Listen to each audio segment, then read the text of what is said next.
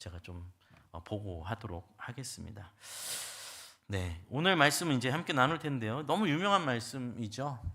이른 양 비유라고 저희가 흔히 말하는 본문의 말씀입니다. 교회 안 다니는 사람들도 아마 한 번쯤은 들어봤을 이야기고, 또 그림으로도 많이, 성화로도 어린 양을 안고 있는 어떤 목자의 모습으로 예수님이 묘사되어 있는 그런 이야기로 많이 있죠. 12절 보시면 예수님께서 말씀하십니다. 만일 어떤 사람이 양 100마리가 있는데 그 중에 하나가 길을 잃었으면 그 99마리를 산에 두고 가서 길을 잃은 양을 찾지 않겠느냐. 아주 쉬워요. 100마리 양을 가진 사람이 양을 헤아려 보니까 한 마리가 비었어요. 보통 뭐 이제 해가 선선한 때를 이용해서 울타리에서 양들을 쭉 데리고 나가서 물을 먹이고 꼴을 먹이고 다시 돌아왔는데, 헤아려 보니까 한 마리가 빠졌어요. 없어요. 그럼 어떻게 되겠어요?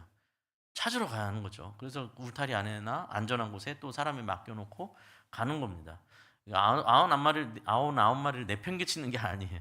안전하게 두고 그 잃어버린 한 마리를 찾으려고 이제 목자는 막 헤매기 시작하는 겁니다. 비탈길도 가고 수풀 더미도 가고 귀를 기울여서 혹시 양이 우는 소리가 들리지 않는가 했어서 막 다니는 것이죠.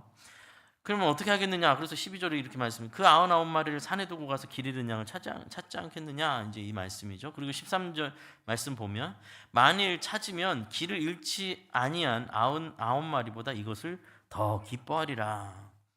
저는 사실 어렸을 땐 이 말씀을 좀 잘 이해 못했던 것 같아요. 그래도 99마리보다 어떻게 한 마리를 더 기뻐하는가?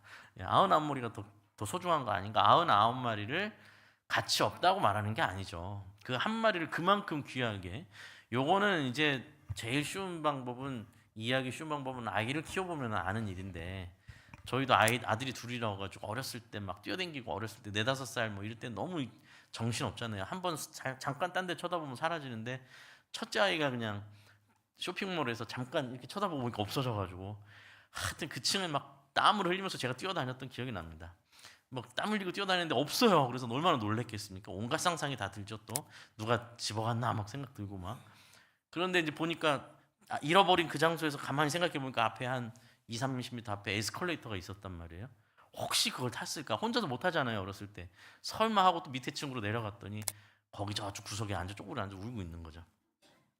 그 얼마나 놀랬겠습니까? 부모, 아이도 놀라고 저도 놀라고. 그래서 끌어안고 이제 다독여 주는데 뭐 얼마나 기뻤어요. 안도하고. 그걸 둘째 아이가 뒤에서 보면서 아빠는 나보다 형을 사랑해. 이건 말이 안 되는 얘기잖아요. 예, 그런 게 아니죠. 그 기쁨, 예, 그 자녀를 되찾았을 때 그 기쁨이 얼마나 크냐, 그 마음을 말씀하신 거죠. 14절의 결론을 주시죠. 이와 같이 이 작은 자 중에 하나라도 잃는 것은 하늘에 계신 너희 아버지의 뜻이 아니니라. 사실 이 말씀 자체가 하나님 예수님께서 이 잃어버린 양의 비유를 직접 해설해 주시는 내용이기도 합니다. 이 비유의 핵심이 뭐예요? 작은 자 중 하나라도 잃는 일은 없어야 한다라는 것이죠. 그것은 하나님 뜻이 아니다.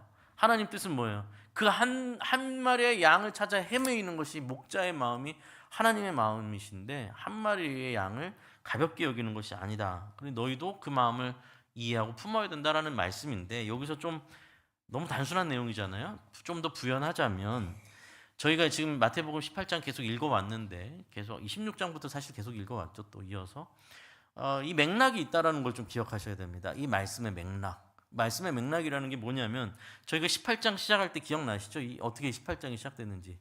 예수님의 제자들이 길에서 집으로 오는 길에 자기끼리 다퉜던 거예요. 누가 더 잘나, 누가 더 큰 사람이냐, 이걸로 시작됐던 얘기잖아요. 네가 더 큰 사람이냐, 내가 더 큰 사람이냐, 네가 예수님 앞에 더 사랑받냐, 내가 더 사랑받냐, 네가 하나님 나라 가면 더 큰 사람이냐, 내가 더. 이거 갖고 싸우는데 예수님께서 어린아이 하나를 앞에 세우시고 말씀하신 거 아닙니까? 그죠? 너희가 돌이켜서 이 어린아이 같이 되지 않냐면 결단코 천국에 갈 수 없다. 아주 엄청난 말씀이었죠. 그리고 이어서 내 이름으로 이런 어린아이 하나를 영접하면 곧 나를 영접하는 것이다 라고 말씀하셨습니다. 돌이켜서 나를 버리고 내가 높아지려는 이 세상의 욕과와 욕망과 그 길에서 돌이켜서 정말 어린아이와 같이 하나님을 절대 의존하는 그 길에 들어서지 않으면 너희는 천국에 갈 수 없다. 그리고 그 길을 만드시고 또 그 길을 직접 보여주셨던 예수 그리스도를 대하듯이 그 예수 그리스도의 마음을 받아서 어린아이를 그러니까 어린아이를 영접한다는 게 그 어린 한 아이를 영접하라는 말이 아니죠. 그 어린 아이를 그렇게 또 소중하게 여기고 또 그 어린 아이가 절대적으로 하나님을 신뢰하는 그 아버지를 신뢰하는 듯이 나도 그것을 신뢰하는 이중적 의미가 담겨 있는데 그 어린 아이를 영접하는 것이 곧 나를 영접하는 것이다. 그리고 그 뒤부터는 6절부터 예수님께서 이어서 하신 말씀인데요. 이 말씀이 이어져요. 누구든지 나를 믿는 이 작은 자 중에 하나를 실족하게 하면 반드시 차라리 맷돌을 목에 달아 깊은 바다에 빠뜨리는 것이 더 낫다라는 말씀을 하세요. 많이 들어보신 말씀일 거예요. 굉장히 좀 사실은 무서운 말씀이죠. 맷돌을 목에 달아서 깊은 바다에 던지면 방법이 없잖아요. 굉장히 무서운 말씀을 하시는 거예요. 근데 이 무서운 말씀이 계속 이어지거든요. 만일 너의 손이나 발이 너를 범죄하게 하거든 찍어내 버려라. 굉장히 또 무서운 말씀이죠. 죄를 짓지 않아야 되는 건 알겠는데 손이나 발이 죄를 지으면 찍어내 버리래요. 또 뒤에 또 이어지죠. 너의 눈이 너를 범죄하게 하거든 빼버리라. 이건 요즘 같아서는 이렇게 제가 설교하면 여러분 어떻게 받아들이시겠습니까? 여러분 오늘 집에 가서 절단기를 하나 사십시오. 해봐요. 얼마나 놀라겠어요? 그런데 이 말씀은 굉장히 과장하거나 예수님께서 과장법으로 말씀하시거나 아니면 예수님의 성품이 막 포악해서 이렇게 말씀하시는 게 아닙니다. 왜냐하면 그 뒤에 말이 진짜 이 모든 말의 결론이 너를 죄로 끌어들인 그 두 눈이 너를 멀쩡하게 그 두 눈이 멀쩡한 상태로 지옥불에 던져지는 것보다 네가 눈을 잃고 팔을 잃고 발을 잃는 것이 비교할 수 없는 일이다라는 거예요. 그게 그 반대로 말하면 뭐예요? 네가 너를 죄를 끊어내지 못해서 죄에 사로잡혀서 죄의 노예가 돼서 지옥불에 던져지는 것은 이 모든 것 내가 끔찍하게 얘기하는 건 비교할 수 없는 너무나 끔찍한 일이니 너는 죄를 그만큼 굉장히 경계하고 또 죄를 끊어버려야 된다라는 말씀이에요.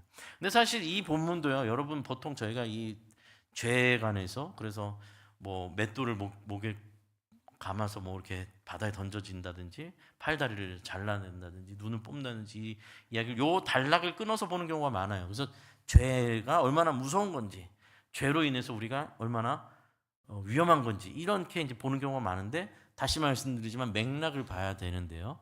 맥락을 봐야 되는데 이 죄가 뭘 향하고 있습니까? 이 죄가 10절에 보면 이 죄가 무엇을 말씀하시는 죄냐? 삼가 이 작은 자 중 하나도 없인 여기지 말라. 너희에게 말하노니 그들의 천사들이 하늘에서 하늘에 계신 내 아버지의 얼굴을 항상 배웁느니라. 지금까지 이 죄를 누구를 염두하고 말씀하면 어린 이 소자, 약한 자를 두고 말했어요. 그러니까 무슨 말이에요? 생각보다 여러분 우리가 생각하는 것보다 하나님께서 타인에게 상처를 주고 고통을 주고 시험에 들게 하는 일에 대해서 굉장히 엄중하시다는 것을 여러분 기억하셔야 됩니다. 엄청난 죄라는 겁니다. 누군가에게 상처를 주고 누군가를 괴롭게 하고 고통을 주고 하는 일은 하나님께서 매우 엄중하게 그 손과 발을 찍어버리는 한이 있어도 라고 말하실 정도로 엄중하게 보고 계시다라는 것을 여러분 기억하셔야 됩니다. 그리고 나서 오늘 본문으로 이어지는 거예요. 잃은 양을 찾는 목자의 마음이 하나님의 마음이다. 네. 잃어버린 양을 찾는 것이. 그러니까 너희 사실 참 그렇죠. 그 누군가에게 상처를 주고 누군가를 시험에 들게 하지 말아라. 그렇게 될 것 같으면 네 손을 자르고 팔을 잘라라. 그런데 아버지는 뭘 하고 계신 줄 아냐? 너희는 그 싸움을 하고 있지만 아버지는 잃어버린 양을 찾아서 헤매고 계시다. 예. 잃어버린 영혼을 찾는 거에서 동참하지 못할지언정 누군가를 시험에 들게 하고 누군가를 고통스럽게 한다면 너 그 죄를 어떻게 감당하려고 하냐? 사실 그런 말씀이죠. 많이 아시겠지만 저는 이제 중국에서 이제 오래됐어요. 이제는 횟수로 5년을 살았습니다. 근데 이제 중국에 갈 때 상황이 사실은 되게 황당한 상황이었어요. 제가 중국 간다고 지인들에게 가족들에게 얘기했을 때 다들 너무 놀랬고 황당했습니다. 왜냐면 제가 이제 중국에 갈 그 해가 제가 이제 신학대학교를 다니고 있었고 4년 마지막 졸업할 때였습니다. 졸업을 앞두고 이제 대학원을 진학하려고 신학대학원 입시를 준비하고 있었어요. 근데 그 당시에는 신학대학원 입시가 굉장히 어려웠어요. 그래서 막 삼수, 사수하는 사람들도 많을 정도로 막 경쟁률이 셌거든요. 그 이제 1년 동안 봄부터 시작해서 열심히 이제 준비를 했어요. 그래서 시험을 두세 달 앞둔 상태에서 갑자기 돌연 제가 중국을 갑니다. 이렇게 해봐가지고 깜짝 놀고 다들 막 말려고 했죠. 근데 이제 그때 그 또 제 개인적인 상황을 말씀드리자면 그때 이제 제 지금의 아내와 연애 중이었고 결혼을 앞두고 있었습니다. 제가 시나리오는 이거였어요. 제가 시험을 잘 봐서 신학대학원에 입학을 하고 그래서 교회 이제 전임자로 사역을 나가면 바로 결혼을 해서 신혼을 시작한다. 그래서 얼마나 열심히 공부했는지 몰라요. 이거 떨어지면 큰일 나요. 재수하는 순간 이 결혼도 밀릴지도 몰라요. 뭐 그래서 막 엄청 진짜 막 아주 그냥 마음을 조아리면서 공부했던 기억이 납니다. 그런데 어느 날 그 문득 제가 중국으로 가게 된 거죠, 갑자기. 그래서 대학원도 가야 되고 대학원을 졸업을 해야 목사 안수를 받는데 결혼, 대학원 또 목사 안수까지 다 뒤로 밀리는 일을 그냥 갑자기 선택해 버린 거예요. 그래서 다들 깜짝 놀라고 당당해했죠. 근데 이제 그런 어떤 큰 전환점을 가지게 됐는데 그 전환점을 가지게 되는데 몇 가지의 이제 요소들이 있을 거 아닙니까? 그 중에 하나의 그 요소가 있어요. 저 개인적으로 어떤 저에게 그런 마음을 먹게 한 어떤 전환점, 계기가 있었죠. 그게 좀 황당하실 수도 있는데 그 당시에 막 TV에서 많이 방영했던 프로가 있었는데 퀴즈 탐험 신비의 세계예요. 아마 음악이 들리지 않으세요, 갑자기? 막 도마뱀이 막 뛰어오는 거 막 뛰어나오는 그 프로가 그 당시 그렇게 많이 나왔어요. 근데 어느 날 그걸 보고 있었는데 그 해였던 것 같습니다. 보고 있는데 그날 주제가 뭐였냐면 사자에 관한 거였습니다. 사자. 근데 이제 사자가 야생에서 이렇게 잡아온 사자가 아니라 동물원에서 태어난 사자였던 거예요. 동물원에서 태어난 사자가 다 컸어요. 근데 그날 프로의 내용이 뭐였냐면 그 사자를 야생으로 다시 돌려보내는 프로젝트였어요. 그러니까 이제 동물원에서 다 커서 덩치도 크고 뭐 엄청나죠, 사자.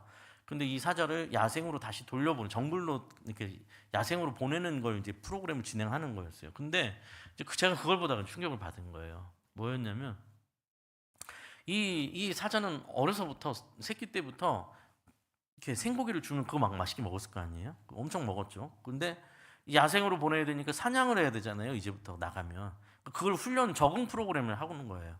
그래갖고 사슴 제 기억이 이제 너무 오래돼서 가물가물한데 제 기억은 사슴 같은 거였어요. 염소인지 사슴인지 이런 거를 한 마리를 그 우리 안으로 울타리 안으로 넣었어요. 이제 그러면 이제 사자가 본능적으로 그 잡아먹게 하려는 거죠.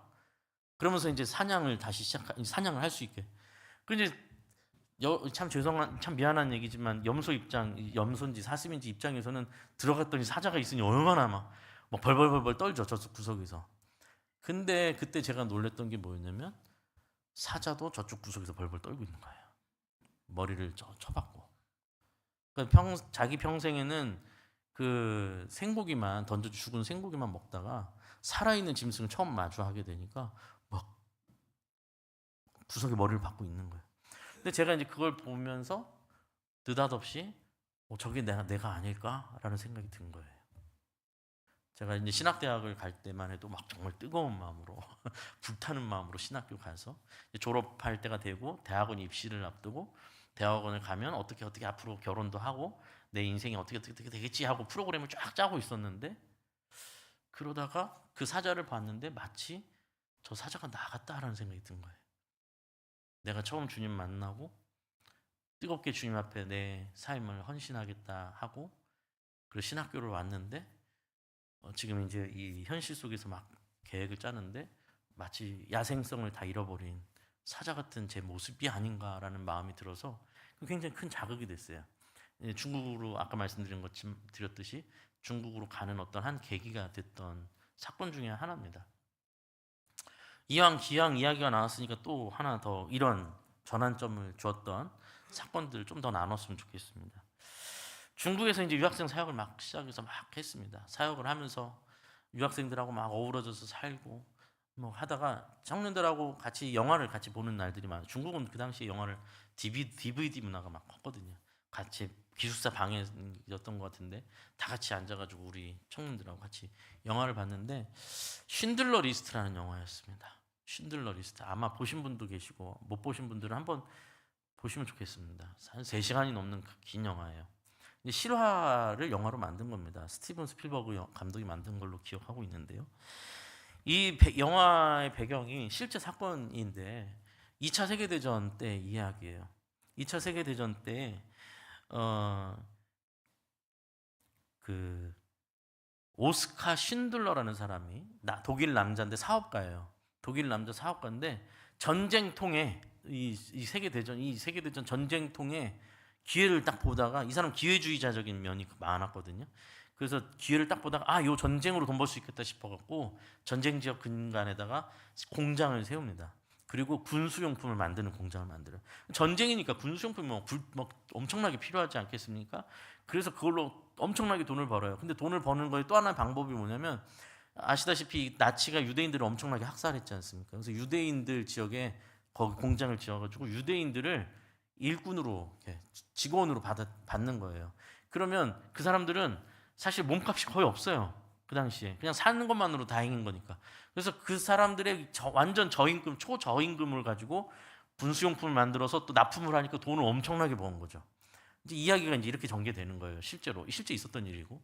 그래서 이 사람이 이제 그 군수용품 공장을 운영하면서 돈을 막대하게 버는데 그 과정 속에서 이 쉰들러라는 사람이 사업가가 독일 이 나치인들의 유대인 학살을 계속 보게 된 거예요.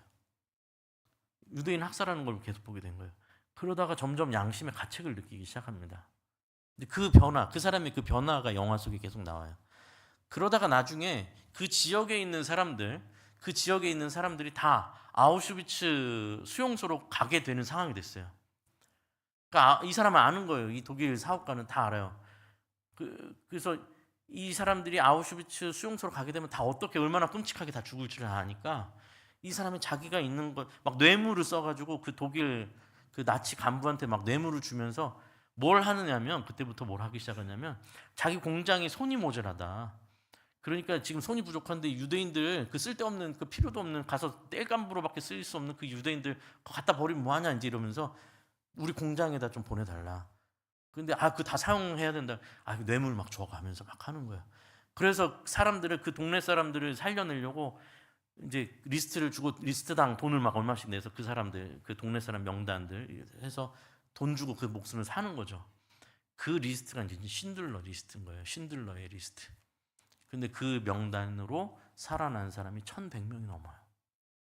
근데 나중에 이제 영화가 하도 오래돼서 제가 정확하진 않은데 기억이 마지막쯤에 갔을 때는 이 모든 일이 발각이 됐는지 이 신들러 씨도 도망가야 되는 상황이 생겼어요.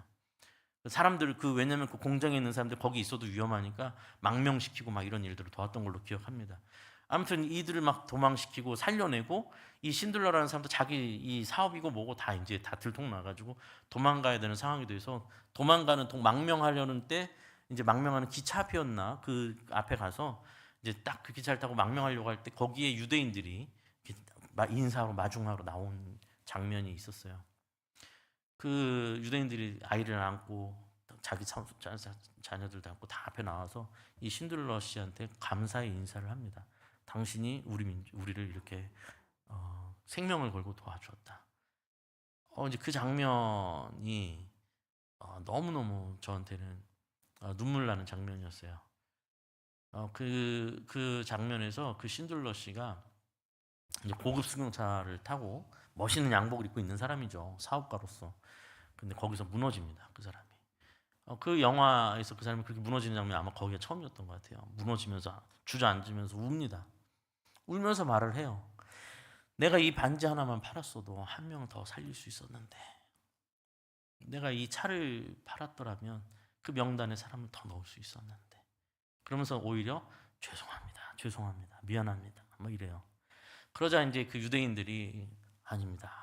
당신 때문에 우리가 얼마나 많은 사람들이 살았는지 모릅니다 하면서 막 이제 서로 눈물을 흘리는 그런 모습을 보면서 정말 저도 많이 눈물을 흘렸어요.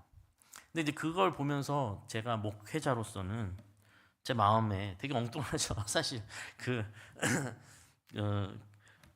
무슨 뭐예요? 막 무슨 지구 탐험 뭐였죠? 퀴즈 탐험 신비의 세계 막 보고 막 제 어떤 삶의 스케줄이 바뀌고 그 영화를 보면서 제 마음속에 딱 각오했던 것이, 그래, 죽을 때까지 내 남아있는 시간을 사람을 살리는 일에 써야겠다. 네. 다른 게 뭐가 그렇게 가치가 있을까, 내 삶에. 내가 할 수 있는 모든 시간, 저 신들러 씨의 저 고백이 내 삶 마지막에는 없어야겠다. 이거 하나 더해서 내가 그걸 더 할 걸, 그렇게 한 명 더 살릴 걸 하는 후회 없이 살았으면 좋겠다. 이제 제 삶에 어떤 큰 전환점이 되는 어떤 사건이었습니다. 여러분, 인생의 목적이 도대체 뭘까요? 여러분, 예수님 만나고 구원의 감격을 경험하셨지 않습니까? 그리고 여러분 인생이 바뀌지 않으셨습니까? 그 기쁨과 그 감사와 감격으로 여러분 인생의 목적은 어떻게 바뀌셨습니까?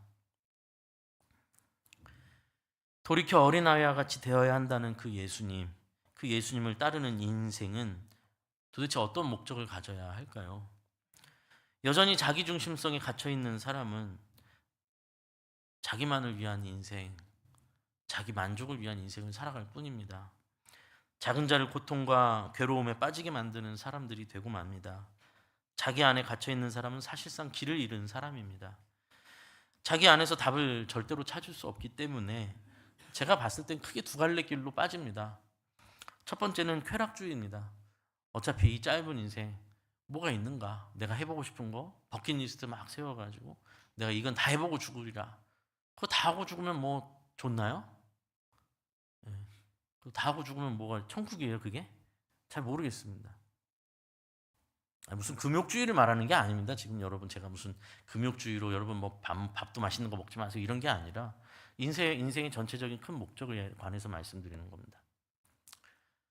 또 쾌락주의로 보통 가죠. 그래서 뭐 평생 내가 하고 싶은 거 다 해보고 죽는 게 꿈이어서 그게 이제 쾌락주의죠. 뭐예요?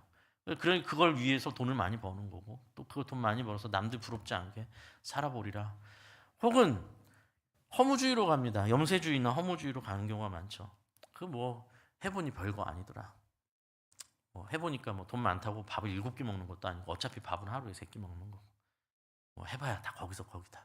그냥 적당히 즐겁게 적당히 하다가 아쉬움 없이 갔으면 좋겠다. 염세주의나 허무주의, 그 이상의 길이 없습니다.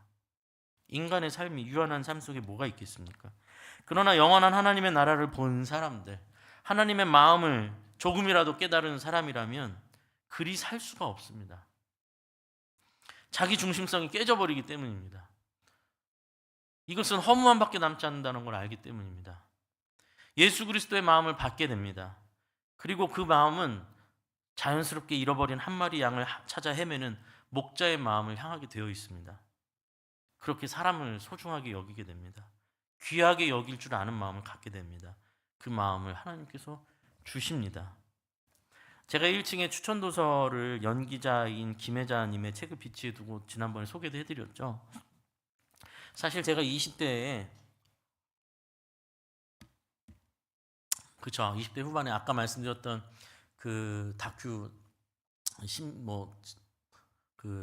사자 나오는 그것과 또 똑같이 그 당시에 또 하나의 저에게 이정표가 된 건데, 그 김혜자님이 꽃으로도 때리지 말라, 이 꽃으로도 때리지 말라라는 책을 쓰셨는데 그 당시에 그걸 읽으면서 엄청 또 앉아서 울었던 기억이 납니다. 여러분 그 예전에 그 대배우 아시죠? 그 오드리 헵번이라는 배우, 그 엄청난 미인이었고 로마의 휴일이었죠 아마 제 기억의 영화. 그 오드리 헵번이 그 명성과 부와 인기를 가지고 평생 그냥 먹고 살 수 있었는데 그녀가 선택했던 게 뭔지 아시죠?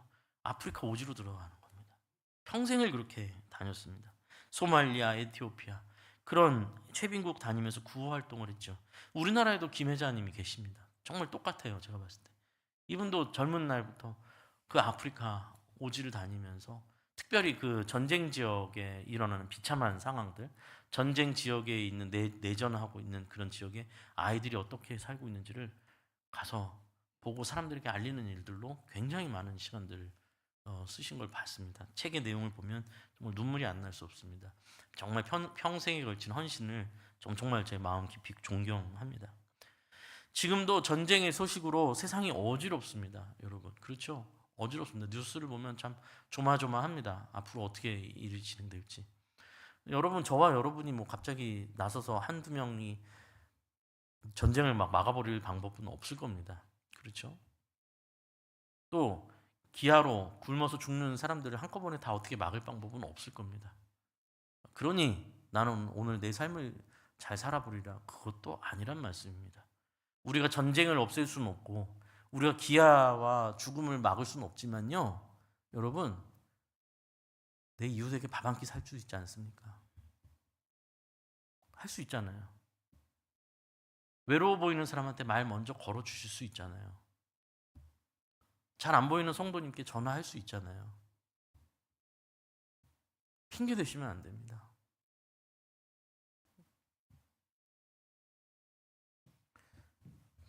최근 저희 장년부가 1부에서 3부까지 예배드리는 성도님들의 수가 최근 한 300명이 조금 넘어간 지가 좀 됐습니다. 한 3년 전에 240명이었던 걸로 기억해요. 240, 50명 예배 드리다가 지금 300명이 좀 넘어갔어요. 감사한 일이죠. 예, 오해 안 하셨으면 좋겠습니다. 제가 참 이게 설교문 쓰면서 이게 잘못하면 오해하시겠는데 생각이 들었어요. 뭐 잘 들어주셔야 됩니다. 졸면 안 돼요. 이때 조시면은 목사님이 이거 그런 마음이구만 오해하실 수 있어요. 성도님들이 이렇게 새로 계속 오시기도 하고, 또 제가 청년부 사역이 많을 때 150명 가까이였고 120명 이내에서 보통 사역을 했기 때문에 저로서는 제가 해왔던 경험으로서는 300명이 넘는 성도님들, 또 물론 사실 이제 담임 목사가 되니까 교육부서부터 뭐 청년부까지 다 고루고루 제가 나름대로 신경을 쓴다고 생각하면 거의 500명이 되는 이 성도가 저한테 굉장히 큰 공동체죠. 그죠? 제 경험상으로는. 그래서 오해하지 마세요. 재미가 없습니다. 이 재미라는 말을 오해하실까봐 제가 좀 맞아요. 본질적으로 목사로서 누렸던 즐거움과 기쁨이 또 많이 옅어졌어요. 뭐냐면 제가 공동체가 작으면 더 많이 만날 수 있고 같이 차도 마실 수 있고, 예, 같이 밥도 많이 먹고, 뭐 예를 들면 뭐 이렇게 주방에서 봉사하고 있으면 가서 제 심정으로는 가서 앉아서 권사님 하면서 수다도 떨고 싶고 믹스 커피라도 같이 먹고 싶고 한데 여력이 없어요. 시간이. 뭐 노예, 시차례, 뭐 교회 각 위원회들 다 뭐 하는 거 다 같이 결정하고, 일주일에 신방을 잡았다가 혹시 취소되면 2, 3주는 뒤로 밀려야 다시 잡을 수 있을 정도로 일정들이 막 이어지고 있습니다. 그러니까 운영을 하고 교회를 전체적으로 운영하고 방향을 하고 이끌어가는 어떤 그런 목회자 최종 리더로서의 역할을 제가 당연히 열심히 하고 열심히 하겠지만요. 개인적인 제 마음의 어떤 즐거움이라고 할까요? 같이 만나서 영화도 보러 가고 막 이런 그런 남성교회가 몇 번 저한테 그 등산 가자고 한 남성교회가 있었는데 토요일 날 잡혀 있으니까 제가 도무지 못 가는 거예요. 토요일 날 등산 갔다가 오면 제가 설교 준비를 할 방법이 없으니까 너무 아쉬운 거예요, 제 마음에. 예. 그래서 속으로 부목사님한테 한 번은 설교를 맡기고 등산 갔다 올까 하다가도 그리고 또 힘들어 하시겠지 성도님들이. 나중엔 좀 봐주세요. 좀 그렇게 해도. 네, 여러분이 봐주셔야 제가 할 수 있어요. 하여튼 뭐 그런 일들이 있어요. 제 마음의 기쁨이 그런 면에 있어서 제 개인적인 기쁨이 많이 좀 아쉬움을 갖고 있다라는 말씀을 드립니다. 제가 이 이야기를 하는 이유는요, 알고 있었어요. 담임 목회자가 되면 이런다는 걸. 뭐 제가 부교육자 생활을 20년을 넘게 했는데 알죠. 다 이렇게 담임 목사가 이렇게 되겠구나. 제가 작은 공동체를 맡아서 행복하게 목회하고 싶었던 솔직한 제 심정이 있었지만 하나님께서 저에게 맡기신다면 그걸 감당해야 되는 건 저도 알고 있었어요. 그렇지만 그래서 이런 얘기를 제가 여러분에게 오픈해서 말씀드리는 이유는 그렇기 때문에 여러분 목회자로서의 일을 감당하는 일에 여러분의 동참이 필요하다는 말씀을 드리려는 겁니다. 기억하실지 모르겠지만 제가 위임되고 제일 먼저 작업한 것은 사실 위원회를 다시 세우는 일이었어요. 사역위원회들을 다시 세우고 조직을 다시 세우는 일이었습니다. 그래서 위원회별로 여러분 막 소개도 하기도 하고 위원회 모집을 하기도 하고 또 위원회 위원장님들과 또 부장님들 해서 예전에서 조금 더 벗어나서 각자 자발성으로 이렇게 위원회에 들어올 수 있게 하고 위원회를 돌아가게 하려고 애를 막 썼어요. 왜 그걸 했느냐면 교회가 뭔가 으쌰으쌰 뭐 이런 게 아니고요. 목회에 집중하려면 위원회가 잘 돌아가야 돼요. 안 그러면 목회자들이 다 그 위원회 일들을 계속 해야 되거든요. 무슨 말씀을 드리는 거냐면 위원회가 잘 운영이 되면 목회자들은 목회에 집중할 수가 있는 거예요. 근데 위원회가 잘 안 되면 목회자가 그걸 해야 돼요. 다 고스란히. 그래서 거기에 시간을 막 쓰게 되면 실제적으로 목회자가 해야 될 정말 목양을 하고 상담을 하고 또 말씀을 준비하고 예배를 이 부분들이 시간이 계속 사라져 가는 거예요. 그래서 이제 일단은 그렇게 그래서 위원회가 그래도 3년쯤 되니까 지금은 어느 정도는 위원회들이 막 자체 회의도 하고 돌아가고 있는 상황이 잘 되어 가고 있습니다. 너무 감사한 일이죠. 그리고 뭐예요? 직분자들을 세우는 일들을 하는 거 아니에요. 직분자들이 세워져서 그러니까 이 일은 목회자의 목회와 여러분이 동역하시는 일이라는 것을 잊으시면 안 돼요. 여러분 뭐 교회하고 내가 빗자루질하는 게 이거 뭐 내가 회사에서 부장인데 내가 여기 가서 빗자루질이나 하나 이렇게 생각하시는 게 아니에요. 그 빗자루질이 목회예요. 목회자의 동역자가 된 거예요. 주보를 접는 일은 그 주보를 안 접잖아요. 성도님들이 안 접으면 목회자들이 앉아서 접어요. 그 시간만 없어지는 거예요. 그래서 이 모든 일들 하나하나가 사실은 목회 동참하고 있고 목회자의 목회를 여러분이 함께 하고 있는 것이라는 것을 꼭 말씀을 드리고 싶어요. 그리고 함께 하는 겁니다. 함께. 직분자들이 온전히 세워지기를 제가 계속해서 사실 스트레스를 엄청 드리면서 피택 과정을 거쳤지 않습니까? 그것도 동역자를 뽑아야 되니까 제 입장에서는 동역자여야 되는데 동역자가 아니면 안 되잖아요. 마음과 뜻이 다른 사람하고 어떻게 팀을 이뤄서 하겠어요? 무슨 말씀인지 이해되시죠? 9사람이 마음이 맞아도 한 명이 막 반대하기 시작하고 한 명이 막 물을 흐리기 시작하면 아무것도 안 되는 거예요. 일은요. 잘 아시잖아요. 그래서 한 명 한 명이 너무 중요한 거예요. 그래서 피택자에 대해서 엄청 올해는 또 피택자 교육 계속 빡세게 할 거예요. 그리고 이제 나무 모임을 또 시작했지 않습니까? 소그룹 모임. 제가 다 참석해서 이렇게 소그룹 모임 하고 싶지만 그럴 수가 없잖아요. 몸이 하나인데. 그러니까 리더들이 세워지는 것이고 또 그 직분자들이 리더가 되는 것이고 그래서 그 소그룹 단위의 성도들을 살펴보고 돌아보고 그러다가 이제 거기서 특이사항이 있으면 목회자들한테 얘기해서 저희가 또 움직이고 이 모든 일이 사실 여러분 목회를 하고 있는 겁니다. 같이. 얼마나 이게 귀한 일인지 모릅니다. 여러분 기억해 주셨으면 좋겠어요. 이 일을 정말로 하나님의 일로 받아들이고 정말 영혼을 살리는 일 하나님께서 목회자를 통해서 영혼 구원하는 일에 한 영혼이라도 놓치지 아니하고 영혼을 구원하는 일에 여러분이 동참해 주시기를 여러분 간청을 드리는 거예요. 저는 개인적으로 한 분이 너무 여러 사역하는 걸 별로 원치는 않습니다. 주일은 여러분에게 안식이 되어야 되거든요. 그래서 막 왔는데 주일날 막 봉사를 오전부터 내내 해가지고 주일 저녁이 되면 오히려 주일 저녁에 교회 행사가 교회 모든 순서가 끝나면 그때서야 해방감을 느끼는 건 원치 않아요. 주일이 진짜 안식이 되어야 되거든요. 그래서 가능하면 1인 1사역으로 가셔야 되는 거예요. 그리고 1인 1사역이 되려면 어떻게 해야 될까요? 한 명이 여러 짐을 지지 못하도록 여러 명이 나눠져 줘야 되는 거예요. 네, 그게 굉장히 필요해요. 그리고 그 일에 있어서 나를 내세우는 것이 아니라 지금 이 일이 내가 하는 걸 내세우려고 하는 일이 아니라 목자 대신 주님께서 하시는 일에 내가 동참하고 있는 일이라는 걸 저도 여러분 오해하지 마십시오. 제가 이렇게 표현하니까 생각해 보니까 오해하실 수 있는데 제 일을 도와달라는 게 아니에요. 저도 제 일이 아니에요. 여러분 제가 참 이런 표현을 가끔 듣다가 되게 속이 불편하지만 말은 안 해요. 왜냐면 좋은 의도니까. 목사님이 목회를 펼치십시오. 막 이런 얘기 많이 들어요. 주변에서. 저는 그런 거 없어요, 여러분. 죄송한데 제 목회가 뭐예요, 도대체? 제 목회가 어디 있어요? 제 목회를 펼치라는 게 뭔지는 전 잘 모르겠습니다.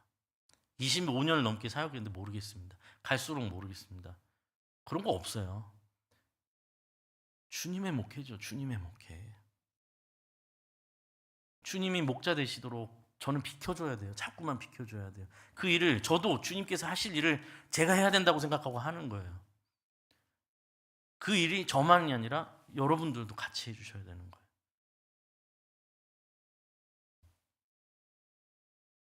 귀한 분들이 있어요. 저는 뭐 아마 경험상 아시겠지만 저는 뭐 이렇게 공적인 자리에서 누구를 이렇게 높이거나 누구를 이렇게 막 돋보이게 하지 않아요. 왜냐하면 그렇게 사람들한테 이렇게 칭찬을 받게 되거나 사람들의 칭송을 받게 되면 제 개인적인 기준으로는 하나님께 은밀하게 받을 상 제가 뺏어버리는 것 같아가지고 싫어요.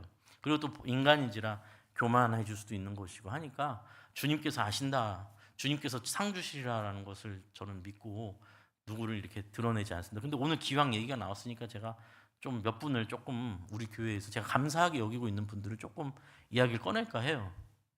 제가 2017년도에 평안교회 왔는데 그때 저희 지금 3부는 미드바르 찬양대가지만 저희가 전통적으로 계속 찬양대 할렐루야 찬양대가 찬양을 이끌어 왔잖아요.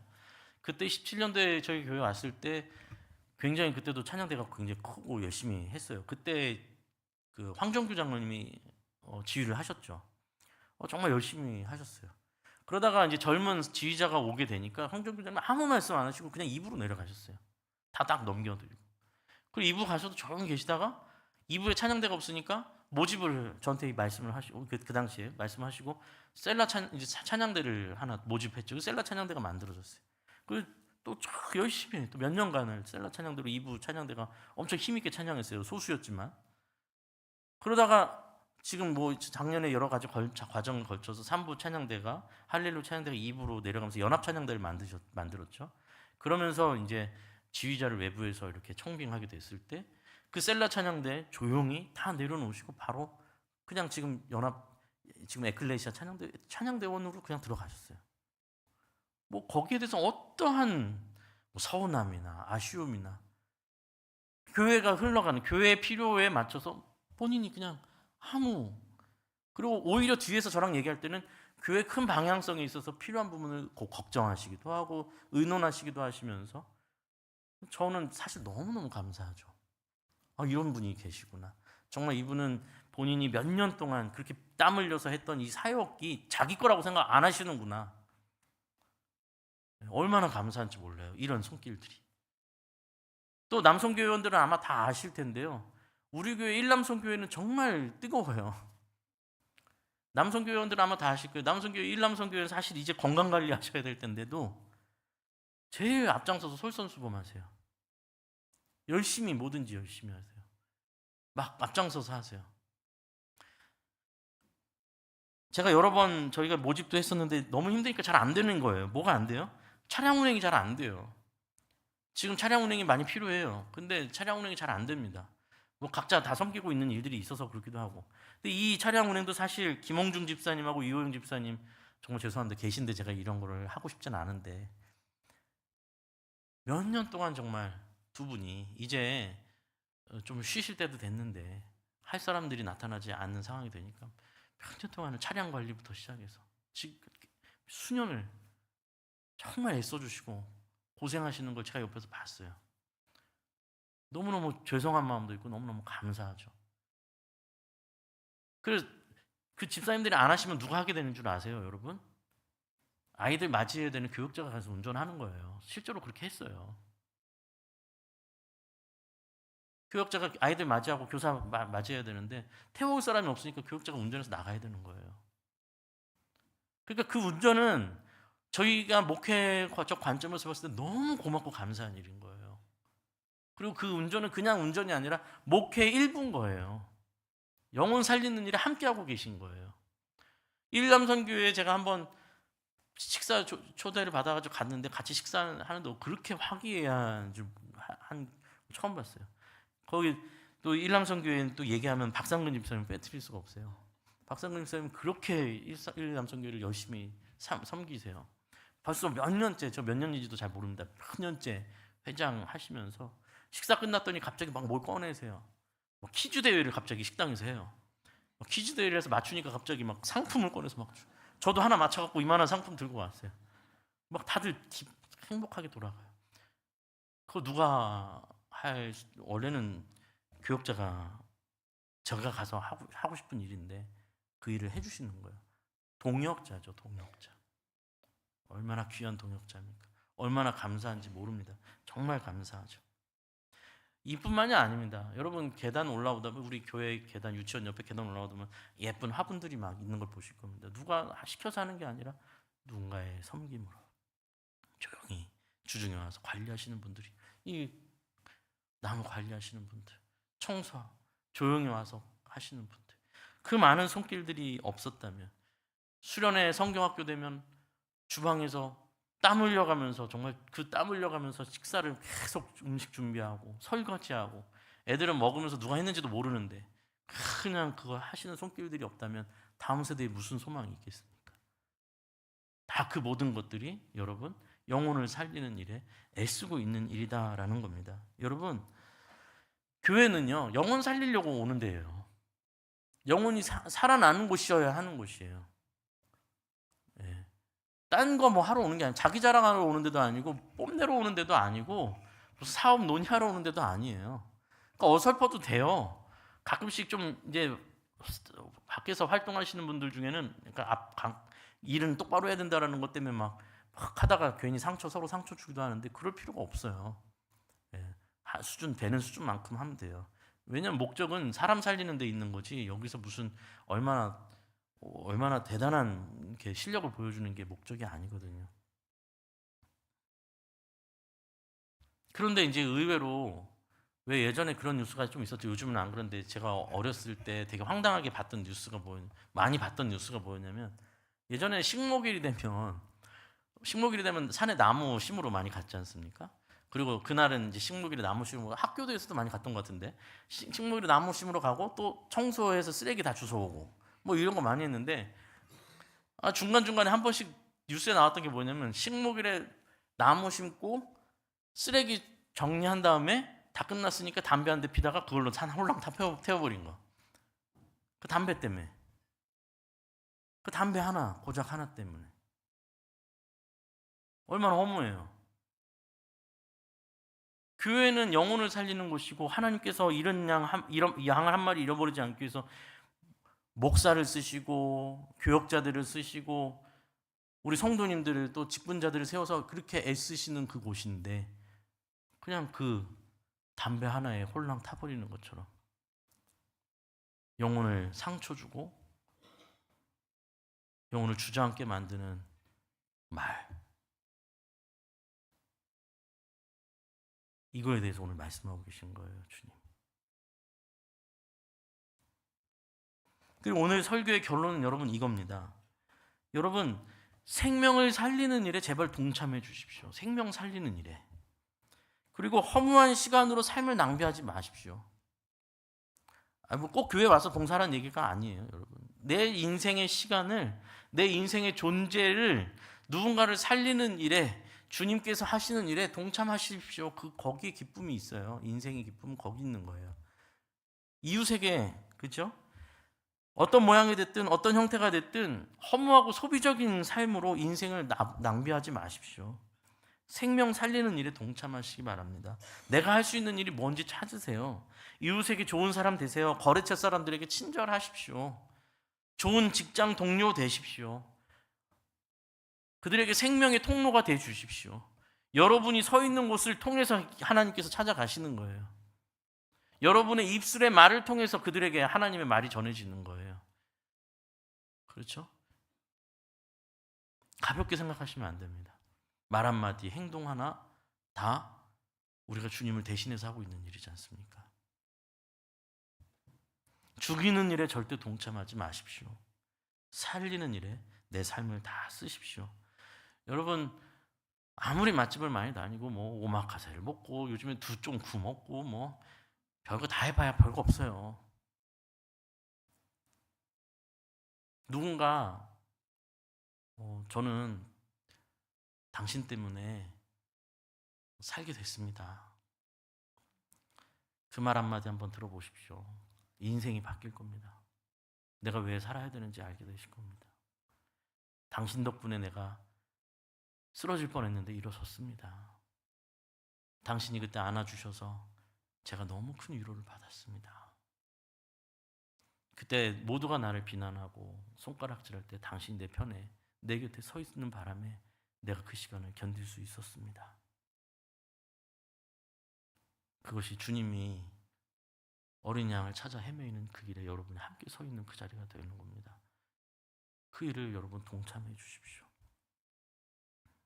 하나님께서 우리를 살리신 것은 당신의 독생자 예수를 십자가에 못 박으시면서까지 우리를 구원하신 것은 우리를 내 멋대로 내 욕망을 채우러 살라고 그렇게 구원하신 것은 아니지 않겠습니까?